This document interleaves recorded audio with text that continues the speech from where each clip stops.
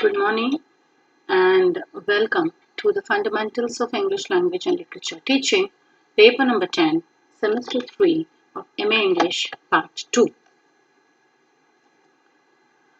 We are in the middle of unit 2 and the topic for today's discussion is an offshoot of cognitivism. Three hypotheses: innate language hypothesis, interlanguage hypothesis, and contrastive analysis hypothesis. As with respect to the theories of language learning, we said behaviorism and cognitivism are the two important and interesting theories of language learning. The rest, innate language hypothesis, interlanguage hypothesis, error analysis along with contrast analysis hypothesis are all hypotheses which are the offshoots of cognitivism. In this video, we shall be talking of these hypotheses.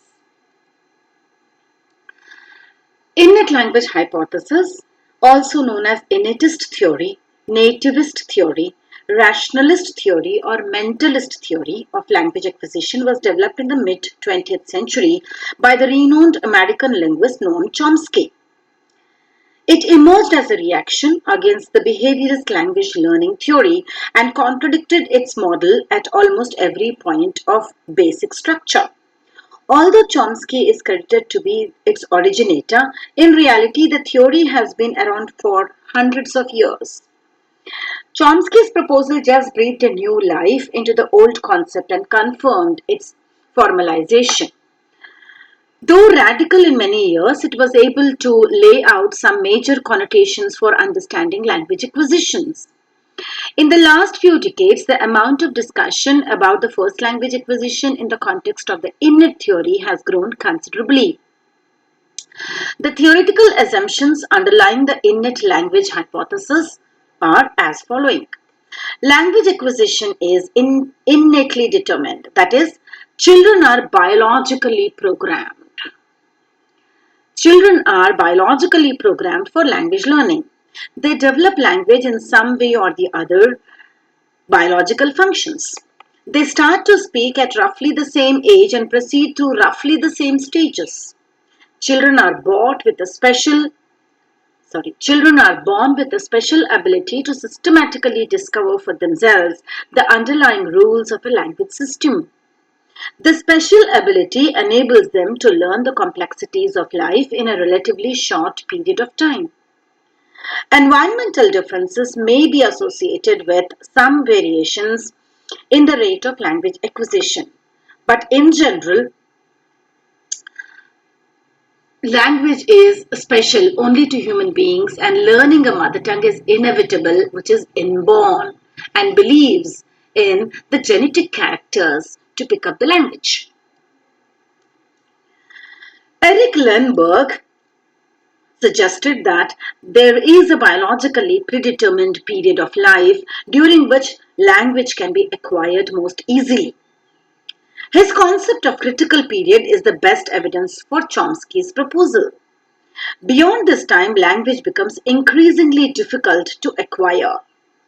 He argues virtually all children successfully learn their native language at a time in life when they would not be expected to learn anything else so complicated. The language of the child is the language that he is exposed to in the environment and is full of confusing information which does not provide all the information that the child needs. Children by no means systematically corrected or instructed on language by parents. When parents correct, they tend to focus on meaning rather than form, and children often ignore the correction and continue to use their own ways of saying things. Children learn to use very complex language structures without instruction or large numbers of examples of all the linguistic rules and patterns that they eventually know. Children produce words they never heard before. This cannot be the result of any imitation, but must be the result of a creative process within the mind of the child. To justify this argument, Chomsky opines that language is not a set of habits, but it is rule governed. Subsequently, the mind is responsible for the perception and processing of linguistic data because it is genetically equipped with a device that make the language acquisition possible. This mechanism is referred to as LAD, Language Acquisition Device. The LAD consists of the Universal Grammar, UG, and all the languages are basically formed with that universal ground. The UG does not claim that all human languages have the same grammar or that all humans are programmed with a structure that underlies all surface expressions of human language. Rather, UG or the universal grammar provides a set of basic grammatical elements or fixed abstract principles that are common in all natural languages, which explains how children acquire their language or languages or how they construct valid sentences of their language in a relatively short period of time. Chomsky further argues that the universal principles that children discovered from their core grammar in italics, and inverted commas. On the other hand, the rules or features that are not determined by universal grammar form the peripheral grammar. Now, the core grammar can be understood as the principles that are commonly applied to all the languages of the human world. And the peripheral grammar are the parametric variations that each language has with respect to the core grammar principles. And hence, Chomsky's grammar is also called as principles and parameters. Principles are the core grammatical rules common to all the languages, and parameters are the linguistic differences of each grammar. Rules of core grammar might be easier to acquire than the rules of the peripheral grammar, since the latter are thought to be the outside of the child's programmed instruction. Till 12 years of age, this natural way of learning grows and it slowly declines. The work of Chomsky has been highly controversial, rekindling the age-old debate over whether language exists in the mind before the experience. Despite of its few limitations, the innate language hypothesis is rich enough to provide a substantial idea of how a child acquires his or her first language. This has given rise to an offshoot of understanding called the interlanguage hypothesis, which is proposed by Pitcorder and developed by Selinker. It believes that the learning of a second language is much slower when compared to the learning of the mother tongue. The second language is named as L2 and the first language, which is the mother tongue, is named as L1. So the learning of L2 is slower when compared to the learning of L1, which we can also understand that we pick up the mother tongue Marathi much earlier within a span of 3 to 5 years. Whereas to pick up the L2, which is Hindi or English to be particular, it takes much longer time. After learning the language very systematically in the school and the college level for around 10 years also, the use of English language becomes difficult. That is because the learning of the second language is much, much slower when compared to L1. The trial and error is more due to the influence of mother tongue. Because a child has picked up already the mother tongue, that is Marathi, the rules of Marathi language, which are the parametric variations, definitely interfere with the picking up of the English language. So, to avoid this, more environment of the second language is required, and the errors that are made by the learner also are to be analyzed systematically in order to communicate to the learner as to what his errors are and how the errors can be resolved while learning a second language, which would definitely be not the case of learning a mother tongue.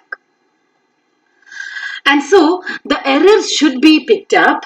The errors that are made by the learner are to be picked up, they are to be analyzed, they are to be understood, which automatically gave rise to the second hypothesis called the error analysis. Slowly, communicate these errors to the learner and replace these errors with the correct expressions to avoid the errors. But while doing so, definitely the fluency of the language is to be given more importance than the accuracy, which is exactly the opposite of behaviorism. Where behaviorism believes in the maintenance of accuracy of the language and fluency to be followed later, cognitivism gives importance to the fluency. And that is how the interlanguage hypothesis becomes an offshoot of not only the innate language hypothesis but also to the cognitivistic mode of learning language. So fluency is to be given more importance than accuracy. Spoken language and fluency are to be given importance, and at a much later stage with practice and acquaintance, accuracy automatically proceeds. With the help of the mother tongue, the child is to be made to understand the concepts of the second language. So, while learning a second language, obviously the principles and parameters rules of the language are to be in contrast with the mother tongue. So the contrastive analysis, which is the next hypothesis, has come into existence. The error analysis and contrastive analysis are very important while learning the second language. The error analysis and contrastive analysis hypothesis allows the learners to use the language fluently with their respective errors. Allow the learners to commit the mistakes.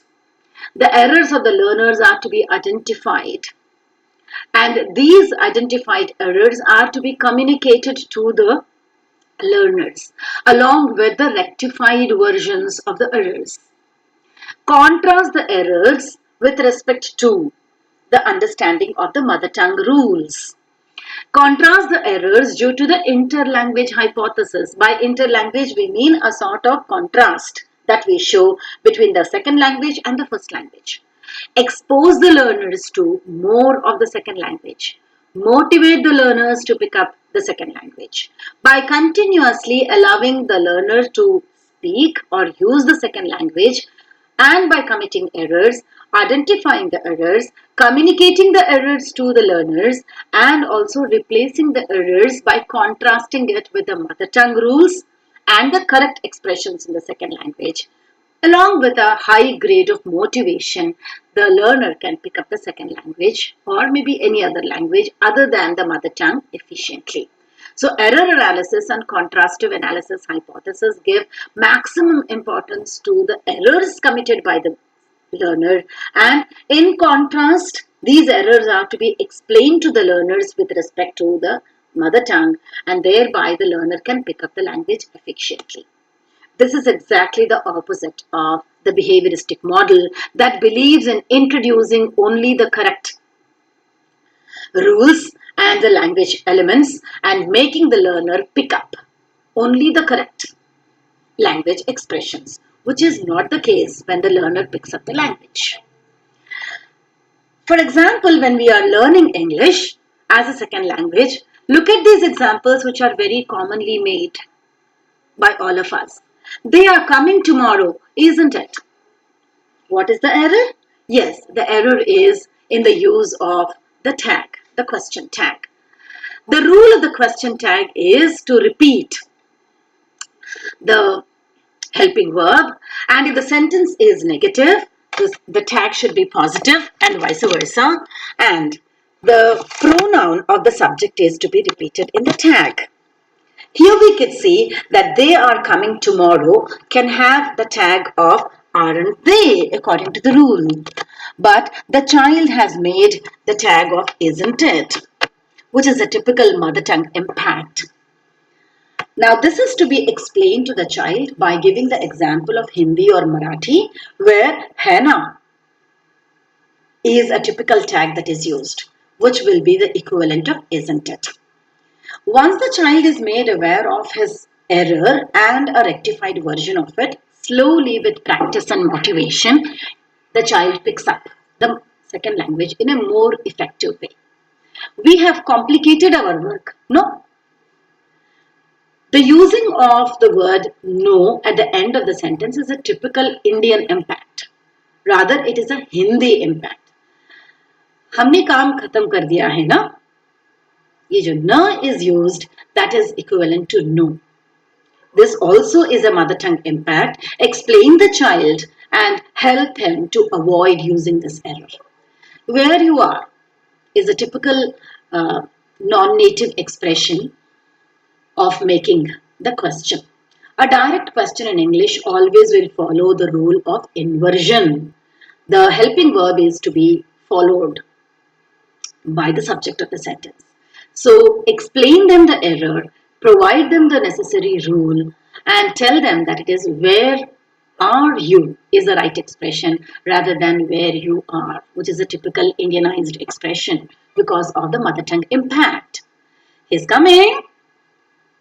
This also is a typical non-native expression or a typical Indian expression because when you are to make a yes no type of sentence, the helping verb has to move. The aux movement takes place and it moves before the subject in order to convert an assertive sentence into an yes no type of sentence.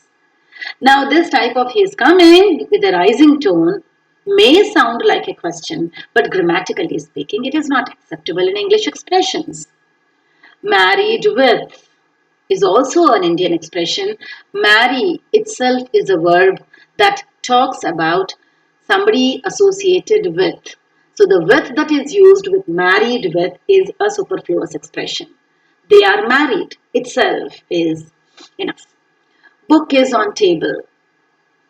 For the Indian languages which don't have the articles, this type of expression of English, which is article oriented language, is definitely an error. You cannot have an English noun standing alone without being determined by a determiner, and articles become the most important elements of determiners. So, the more appropriate expression is the book is on the table. I ated, righted is a typical example of overgeneralization of the past tense marker rule. Just like we have added, patted. Similarly, the irregular verbs also are kept with ed to express the past tense, which is not the case in English. Because English verbs can be regular verbs which form their past tenses whereby adding ed, and irregular verbs which have to have their own expressions of past tense and past participle markers. So it is not ated, it is eat, ate, and eaten. It is not righted, it is write, wrote, and written. When these errors are pointed out to the speakers or the learners and explained in contrast with their mother tongue, providing an appropriate rule in the target language, obviously the child would pick up the correct expressions and more appropriate expressions in due course of time.